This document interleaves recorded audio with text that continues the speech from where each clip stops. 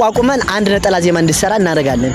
በእኔም ጥረት ቤተሰቦቼ ባይሸፍኑልህ እንኳን እኔ ልሸፍነው እችላለሁ። አንድ ነጠላ ዜማ እንድሰራ አደርጋለሁ። ስለዚህ ያን ደግሞ ፕሮግራም ኮንሰርት ተዘጋጅቶ ላይቭ ላይ ትኬታችን ሽጠን ወደ ሲስተሙ አስገባሃለሁ ማለት ነው። ወደ ሲስተሙ ደግሞ ከገባ እንደማንኛውም ዘፋኝ እየጣርክ እየበረታ በ4 አመት በ5 አመት አንዳንድ አልበም መስራት አያቅትህም ማለት ነው። እውቀቱ አለህ እኔ ስለማቅ ስለዚህ ከጀርባ እያጠናዎች ነበር ያራዳለች። ስለዚህ ይሄን ለማለት ነው የምወደው።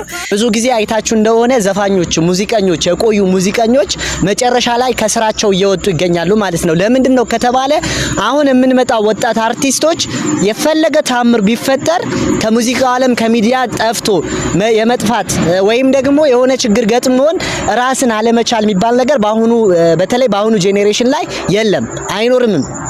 ድሮ ግን እነሱ ይሄን የሆኑበት ምክንያት አንድ መስመር ልነግራችሁ ፈልጋለሁ። ያ ማለት ድሮ ካሴት ይታተማል። ሙዚቃ ተሰርቶ ካሴት ነው የሚታተመው። ካሴቱ መጀመሪያ ሙዚቃው ሊወደድም ላይወደድም ይችላል። ግን በአብዛኛው ሙሉ ትልልቅ አርቲስቶች እንደሚያወሩት ከሆነ በአብዛኛው እሱም ጋር የደረሰው ይሄ ነው። በአብዛኛው ስራ ይሰራና የሚበላው ሙዚቃ ቤት ነበር። እንዳሁኑ ዩቲዩብ አልነበረም። እንዳሁኑ ሚሞሪ አልነበረም። እንዳሁኑ እንደዚህ ኮንሰርት የማዘጋጀት እድሉ ሰፊ አልነበረም።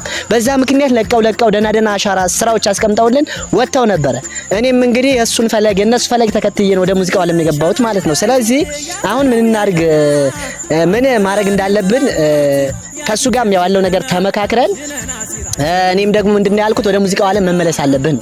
ስለዚህ ምንም ይሄ እንትን የሚል ነገር የለም። አርት ላይ ደግሞ ሰጥቶ መቀበል አይነት ነገር ነው በአሁኑ ሰዓት ያለው። አንድ ሰው ይሰራል ያገኛል ነው። ያን ደግሞ ቦታ ላይ ለመስራት ወንድማችን ትንሽ አቅም ያንሰዋል እኔ እንደማቀው ከሆነ። ስለዚህ በዛ ነገር የቻልነው አክል እንግዲህ በስተመጨረሻ የምትለው ምስጋና ወይ ደግሞ የምታቀርብላቸው ነገር ካለ ለቤተሰቦቻችን በልላቸው።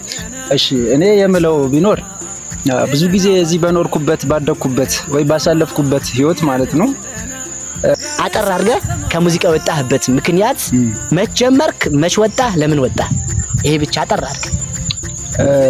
የወጣሁበት ምክንያት 2005 ላይ ይሄ ካሴት አልበም እንትን አልኩ። በወቅቱ እንዳጋጣሚ ሆኖ 12 አልበም ታትሟል። እኔ ብቻ ሳይሆን የ12 ሰው 12 ካሴት ማለት ነው። እና አልተደመጠም ማለት ይችላል ያኔ ስለበዛ።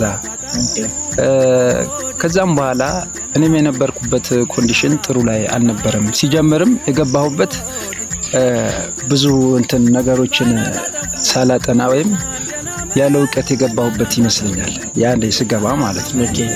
እና ከዛ አንፃር ያን ያህል የተደመጠም ማስደሳችም ስራ አልነበረም በዛ ሰዓት ማለት ሲቆይ የተወሰነ 1-2 3 ዘፈኑ አሪፍ ሆነ። ግን ዋናው ነገር ዘፈን ጥሩ አይደለም ጥሩ ነው ለማለት ደግሞ መደመጥ አለበት። ሰው ሲያዳምጠው ያ እንትን ይለዋል።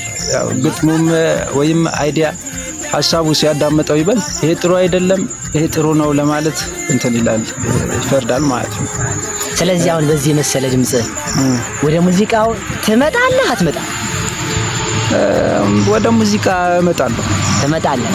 ስለዚህ አሁን አንተ የምትፈልጋቸው ነገሮች ምን አሉ? እንደው የኛ ቅን ቤተሰቦች ሊኖሩ ይችላሉ።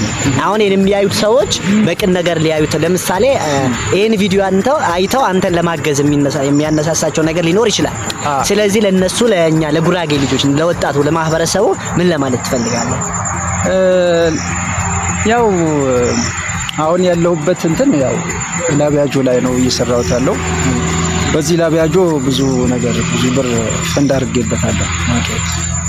አሁን በመስራት ላይ ነኝ። ብዙ ነገሮች የሚቀረው ነገር አለ። ቦታ አላስያዝኩትም። ከዛ በኋላ ኮንዲሽን ሲመቻች ደግሞ ያሰብኩት ነገር አለ። ብዙ ያጠናዋቸዋል። ግጥምም በዜማም ደረጃ እሰራዋቸዋለሁ። ከዛ የተሻለውን ደግሞ ጥሩ ነው ያልኩት እንትን ነው ሰራለሁ።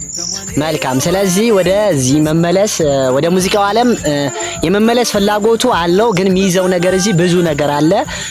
ማጠቢያ ቦታ ያለው ነገር ትንሽ ወጪ ላይ ነበረ። ቦታ አላስያዝኩም እያለን ነው ወንድማችን።